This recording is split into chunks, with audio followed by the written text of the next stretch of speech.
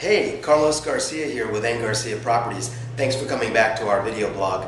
Just wanted to talk a little bit about competing in a competitive market. As a buyer these days, especially here in Washington, D.C., where the tables are turning and sellers have more and more leverage and inventory is low, it's very, very important to know how to compete to win in multiple offer situations. And it's really important when you really love the property, of course. So that's one of the first things that I talk to my clients about when thinking about competing, is really determining how badly they want the property, how important it is to the client to end up with the property in question. Because sometimes the fact is, it's not that important and the client feels, you know what, I could take it or leave it, or I could move on, I wouldn't be crushed if I didn't get this property. There are some cases, however, where you really love a property and you want to know what will it take, within reason, to win. So first of all, that's the attitude you've got to have. It's about winning.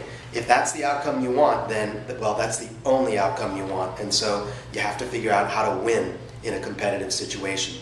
One of the things that we talk about is thinking about the internal environment and the external environment. The external environment is what's been going down in the marketplace, what's a reasonable price to pay, what perhaps is a premium worth paying on a property based on what's happening in the marketplace. The internal environment, well, there are really two internal environments. One is the environment as according to the seller. What's the seller's motivation? And of course, the other I sort of alluded to earlier, which is the environment according to the buyer. What are they feeling? How important is it to the buyer to get the particular property in question? Maybe at that moment, based on other things also going on in one's life. Sometimes, if I could just get this property search concluded in this month, it would really make my year because of other things I've got going on in my personal and professional life. As to the environment from the seller's perspective, well, that's where a real good realtor can help you sort of get a leg up on the competition. One of the things that I do is I have frequent small communications with the listing agent.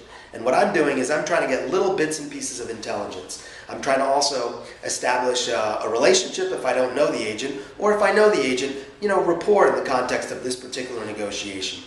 Day by day, over a course of days, if I know there's a deadline, I'm going to be checking in with that agent. Maybe wearing that agent down a little bit, maybe getting through, maybe appealing to that agent as someone who's earnest, hardworking, asking the right questions, and will be a good person with whom to be under contract. I want them to think that about my clients, and I want them to think that about our enterprise as we look to engage with the seller. So that's really, really very critical, because that intelligence gathering phase can sometimes make the difference between offering just enough to win, offering hopefully not too much, because sometimes, of course, a major concern when competing is whether you've overdone it, whether you've done more than you needed to do to win. The process is clearly not very transparent, and that's why this is an interesting topic, is because you're really trying to piece together connect all the dots, let's say, and piece together what you do and what you don't know, and try to come up with a reasonable approach. Then within the contract offer itself, there are some things that you can do, beginning with limiting your contingencies. Here in D.C., Maryland, and Virginia, a very powerful contingency for a buyer is the home inspection contingency. And one of the reasons is that, unlike other jurisdictions, here in D.C., Maryland, and Virginia, the buyer has the right absolutely just to walk for no reason at all. Any reason or no reason at the buyer's discretion. And this is a very powerful right, and it's one that the seller wishes to limit. And in a competitive situation, while the buyer might not like to have that right limited, that may be a very good thing to do in order to win. And one way to do it is to be able to walk in knowing the property very well, with eyes wide open, having inspected it before making an offer. So a pre-offer inspection is it's a really good move, because you can perhaps then enter the offer stage with no contingency, having inspected the property and knowing full well, its shortcomings, because no property is perfect. It will have some problems, and if you're willing to accept them and move forward and say, you know what, I'm not going to make an issue out of any of them, well, that can give a seller a lot of peace of mind. But that's a really big move for a buyer to do. I mean, you've got to spend time and money on a property. You might spend 3-4 hours at the property. You might spend $500 or $800 on the inspection without even knowing if you have a contract. On the one hand, that's a big risk to take. On the other, it's a real sign of your love for the property.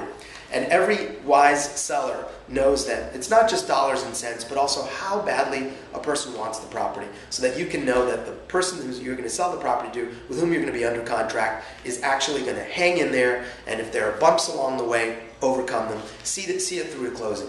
That's a very important part of the psyche of a seller, is that the buyer truly wants it and that they can ascertain that. Well, what better way to indicate your love for a property than to go out there on a limb, spend time and money investigating it without even knowing that you've got a contract. It's a very, very powerful way to compete, and probably one of the most powerful ways in this context right now.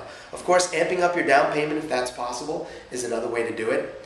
And you know, once again, sort of returning back to the intel that you've been collecting along the way, understanding what are the hot buttons that you might want to push that might really resonate for the seller. There could be timing issues. The seller could be looking for a home to purchase of his or her own after the sale, perhaps providing some flexibility with regard to timing, or a rent back where you agree to rent the property back to the seller so that the seller can have a period of time within which to look for a home to purchase already with the funds from the closing from when they sold the house to you.